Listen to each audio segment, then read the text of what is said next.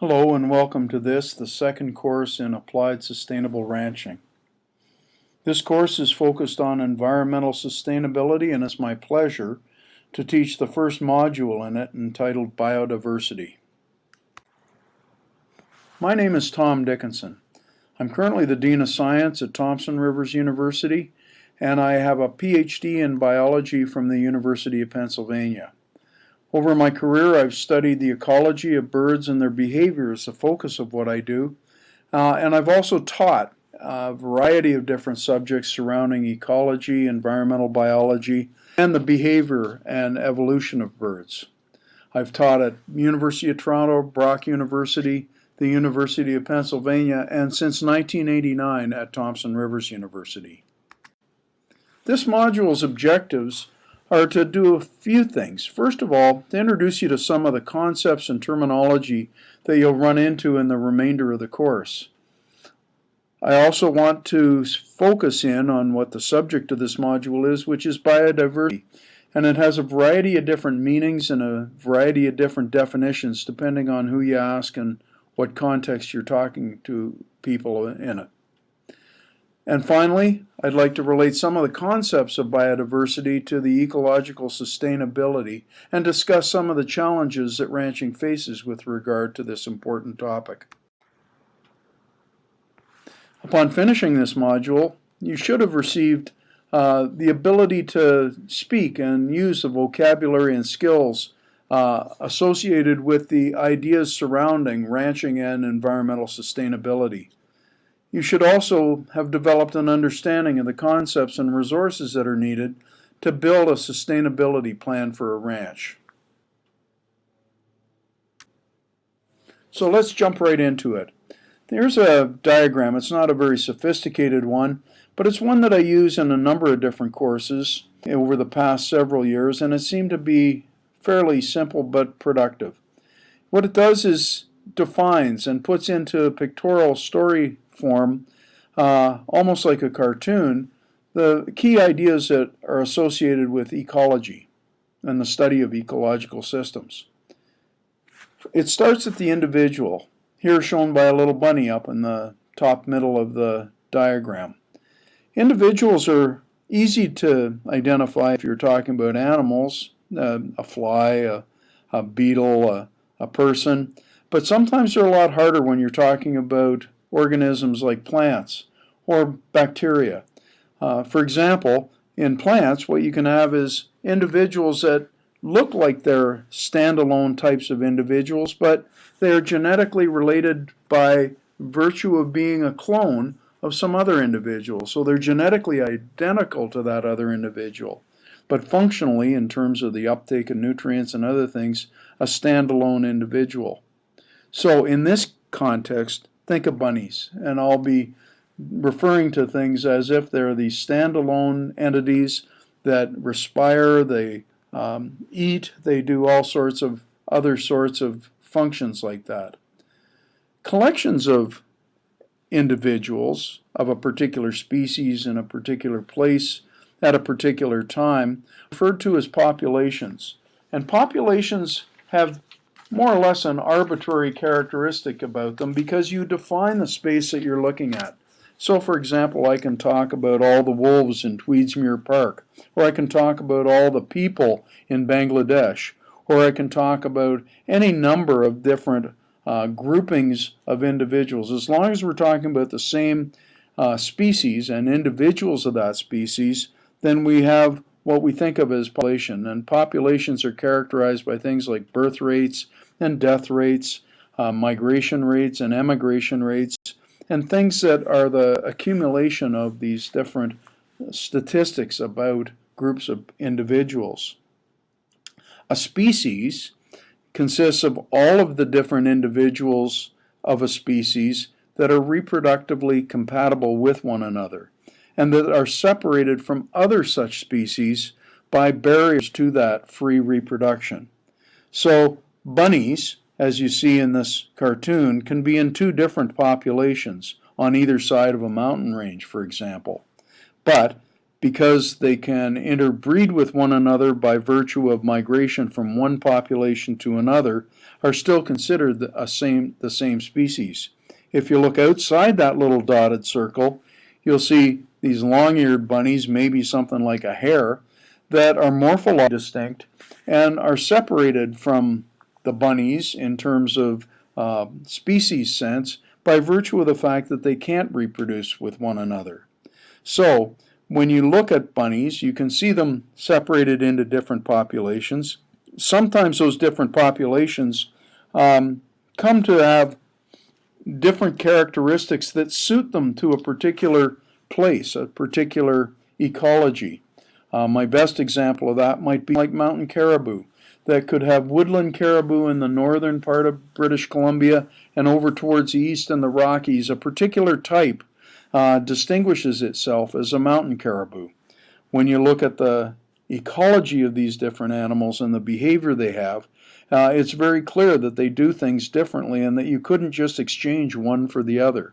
For example, a mountain caribou annually migrates up and down a mountain, and in the winter eats food from above its head or on the surface of the ground as hair lichen that falls to the ground. Whereas if you go up into the north, into the more muskeggy areas, well, you find migration paths that don't follow the altitudinal change, but rather move laterally from one place to another. And when they do, in the winter, for example, they paw through the snow down to lichen, reindeer moss, that's on the ground. And you can imagine how one could not be simply exchanged for the other. If you took a mountain caribou and put him down on the lowlands, he might be able to survive, but would probably get lost. And if you take a woodland caribou and put him up in the mountain, he could dig for weeks and not get through the 3.5 meters of snow down to the lichen loads on the ground. So I think the behavioral specializations and anatomical specializations, and indeed physiological separations that they have, define them as separate populations that can be thought of as types suited to that ecology, or what we call ecotypes. I've defined species as individuals and groups that are reproductively compatible within, but reproductively separated between. And what that means is that this reproductive continuity within a group means that things like adaptations, like that behavior, or in fact some physiological characteristic, could evolve in a group that would share those genes that are successful with other individuals in the group and allow them to be suited quite well and adapted to particular ecological situations. And so when you get into the concept of what a species is, you're very close to a definition of what the ecological niche for that species is. The niche is literally the dimensions of the environment within which individuals of a particular species can survive and successfully reproduce. When you take a look at the dimensions of those niche, they could be things that are physical ones, such as the kinds of temperature regimes, humidity regimes, or physical challenges in terms of the desiccation of the surface and strong sunlight, or they might be biological ones. The dimensions could be things like the prey that an animal might eat, or who might eat them. And so an ecological niche is defined by all of these different dimensions that characterize what organisms can successfully do in an environment.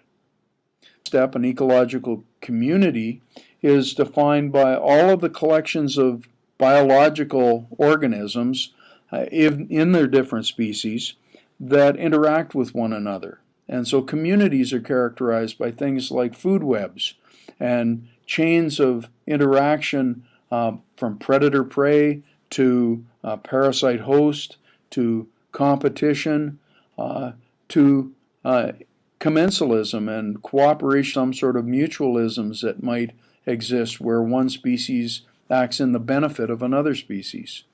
So communities are held together by virtue of the species and the interactions they have with one another. And those interactions that they have can change over time, and so communities can change. They tend to be the sort of assemblages of individual species that had adaptations to the particular ecological niches that make up an area, but over time those conditions will change.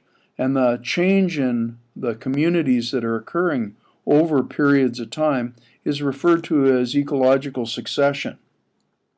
And there are two kinds of succession. Sometimes when communities start off with an absolute blank slate, so for example in the middle of an ocean where a volcanic eruption arises and gives to a volcanic island, that island has to be colonized by species that come into it and undergoes a long period of time during which soils are built up by the actions of those living things and other sorts of characteristic changes occur.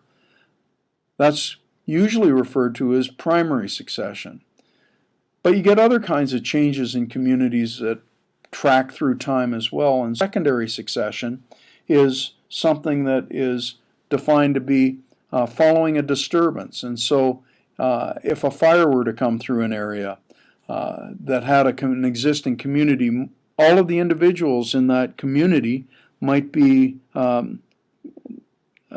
erased or killed by the fire, and the community that develops afterwards would be built on not just the primal situation that was there, but rather some of the remnants of the bodies and nutrients that were in the bodies of those organisms that perished in that fire. And so we talk about secondary succession. What ecosystems are is the biotic part, which we think of as the living organisms that are in the world, and the abiotic kinds of features of the environment that interact with them or that they interact with. So for example, ecosystems are made up of the organisms, but also the substrates that they live in. So you can have aquatic ecosystems where water is the carrier for all sorts of things. You can talk about ecosystems that are great big ones, like entire continents can have, it could be seen as an ecosystem, or could be broken down into individual smaller and smaller and smaller ecosystems. So for example, a plant like a pitcher plant, which is found in bogs, that looks like a tall glass of water that has bugs living inside it, itself can be conceived of as an ecosystem.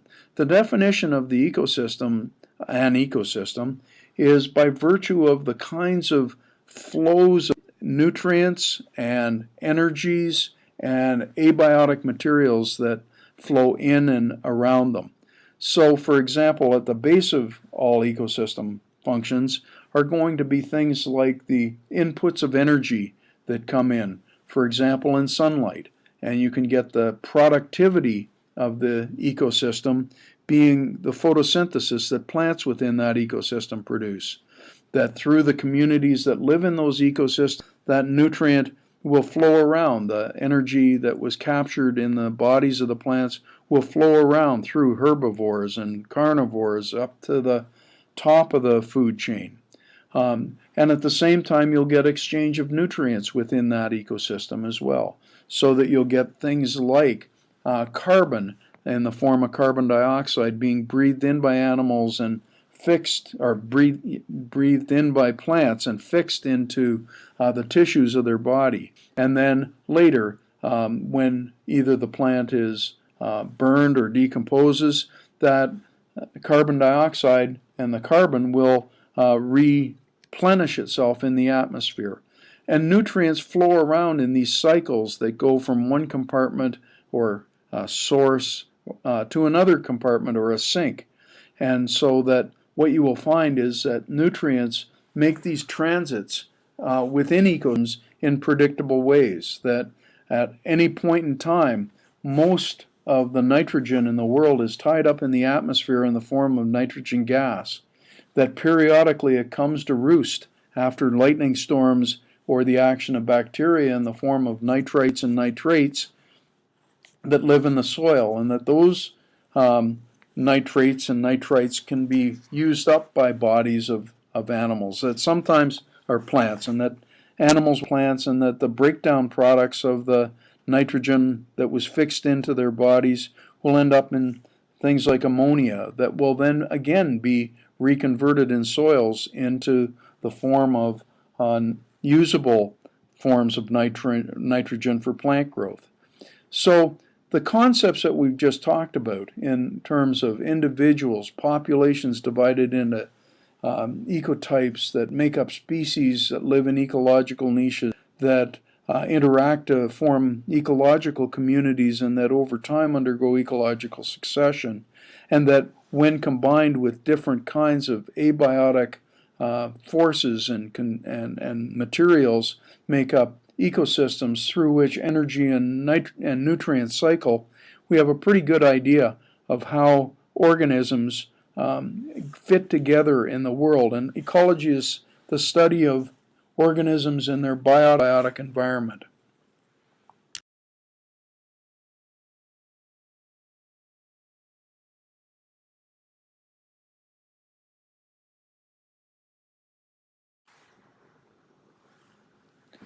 When I teach this material, it's very interesting because people will often ask me, how does this worldview or approach that has been derived from Western scientific thinking and the scientific method and the teasing apart of the elements of ecological systems compare with more traditional worldviews?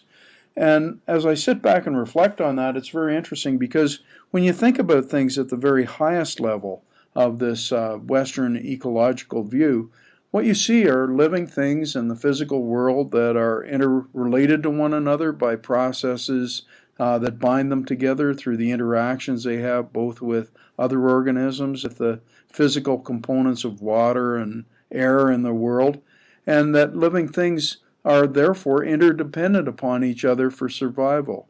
And as I reflect upon this and I read more and speak with elders, I understand more that this is very much consistent with the worldview that has been held traditionally by people around the world in different cultures that have lived closely with the earth and closely with the oceans and have depended inherently on them for their own survival. And so I've gained a great deal of respect for the concordance of the traditional perspectives in this Western science because of that. Okay, so it's time for your first assignment. We've talked about this. I've put on the slide that had my cartoon reference to a website that's the British Ecological Society that helps with being able to get formal definitions for some of these concepts. There's other really good resources as well, including the textbook that I've defined for the course, which is a free textbook that's published by Oxford University Press that is available online through the Society for Conservation Biology's website. And I put the link to that on our Moodle page. So here's your first assignment, and you can use all those resources, including my PowerPoint presentation, to answer it. So here's the assignment. Using this PowerPoint presentation and the link to Conservation for All textbook, provide formal definitions for each of the following ecological terms and concepts: population, species, ecological community, ecological niche, and ecosystem. If you could put those together with maybe only 2 or 3 sentences in each one, and if you wish, a cartoon of the bunnies in the landscape, then that would be all that I'd ask you for. The due date for this is midnight on May 3rd, and they're very short answers that I'm requiring, so I hope it doesn't cause you too much stress. So on to the next part.